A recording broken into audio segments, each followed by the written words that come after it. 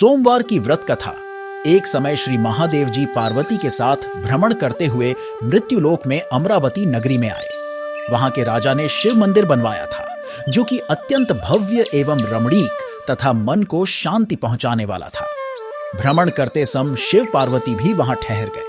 पार्वती जी ने कहा, हे नाथ, आओ आज इसी स्थान पर चौसर पांसे खेलें। खेल प्रारंभ हुआ। शिव जी कहने लगे, मैं जीतूंगा। इस प्रकार उनकी आपस में वार्तालाप होने लगी।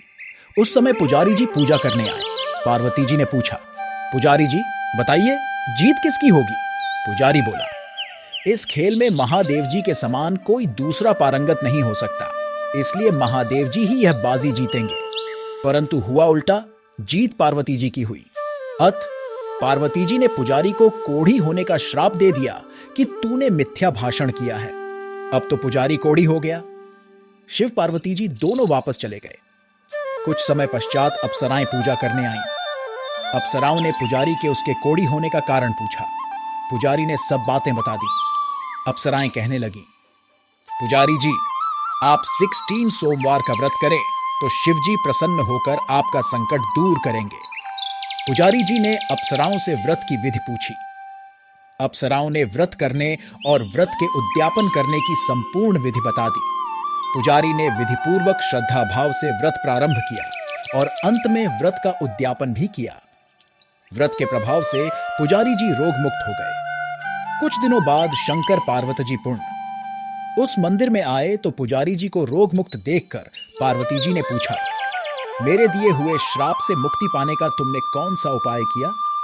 पुजारी जी ने कहा, हे माता, अप्सराओं द्वारा बताए गए 16 सोमवार के व्रत करने से मेरा यह कष्ट दूर हुआ है। पार्वती जी ने भी 16 सोमवार का व्रत किया, जिससे उनसे रूठे हुए कार्तिकेय जी भी अपनी माता से प्रसन्न होकर आज्ञाकारी हुए।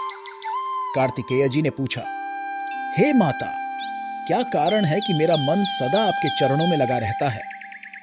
पार्वती जी ने कार्तिकेय को 16 सोमवार के व्रत का महात्म्य तथा विधि बताई।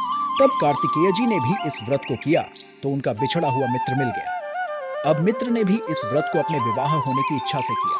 फलत वह विदेश गया। वहां के राजा की कन्या का स्वयंवर था। राजा ने प्रण किया था कि हथिनी जिस व्यक्ति के गले में वरमाला डाल देगी, उसी के साथ राजकुमारी का विवाह करूंगा। यह ब्राह्मण मित्र भी स्वयंवर देखने की इच्छा से वहां एक ओर जाकर बैठ गया।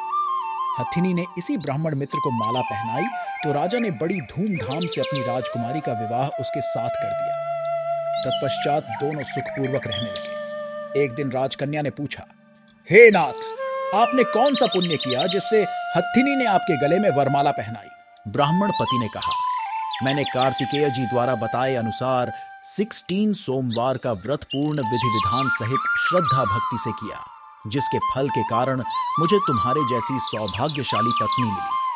अब तो राजकन्या ने भी सत्य पुत्र प्राप्ति के लिए व्रत किया और सर्वगुण संपन्न पुत्र प्राप्त किया।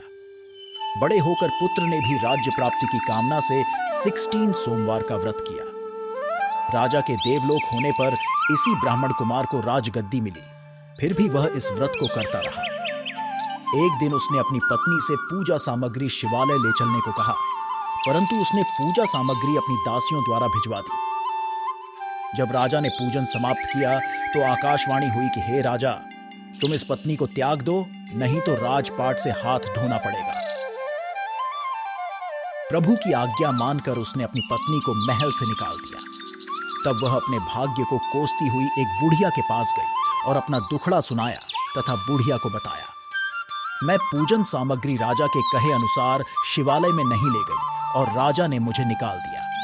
बुढ़िया ने कहा, तुझे मेरा काम करना पड़ेगा। उसने स्वीकार कर लिया। तब बुढ़िया ने सूत की गठरी उसके सिर पर रखी और बाजार भेज दिया। रास्ते में आंधी आई तो सिर पर रखी गठरी उड़ गई। बुढ़िया ने डांटकर उसे भगा दिया। अब रानी बुढ़िया के यहां से चलते चलते एक आश्रम में पहुंची। गुसानी जी उसे देखते ही समझ गए कि यह उच्च घराने की अबला विपत्ति की मारी है। वे उसे धैर्य बंधाते हुए बोले, बेटी, तू मेरे आश्रम में रह, किसी प्रकार की चिंता मत कर। रानी आश्रम में रहने लगी, परंतु जिस वस्तु को वह हाथ लगाती वह वस्तु खराब हो जाती। यह देखकर गुसानी जी ने पूछा, बेटी, किस देव के अपराध से ऐसा होता है?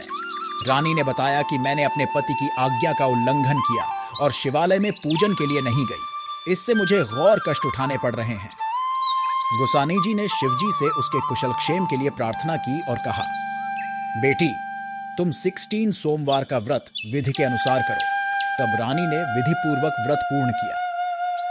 व्रत के प्रभाव से राजा को रानी की याद आई और दूतों को उसकी खोज में भेजा। आश्रम में रानी को देख दूतों ने राजा को बताया। तब राजा ने वहां जाकर गोसानी जी से कहा, महाराज, यह मेरी पत्नी है। मैंने इसका परित्याग कर दिया था। कृपया इसे मेरे साथ जाने की आज्ञा दें। शिवजी की कृपा से प्रतिवर्ष 16 सोमवार का व्रत करते हुए वे आनंद से रहने लगे और अंत में शिवलोक को प्राप्त हुए। कथा सुनने के पश्चात शिवजी की आरती AUM जय शिव ओंकारा गाएं। अगर आपको वीडियो पसंद आए तो कृपया सब्सक्राइब करें, कमेंट करें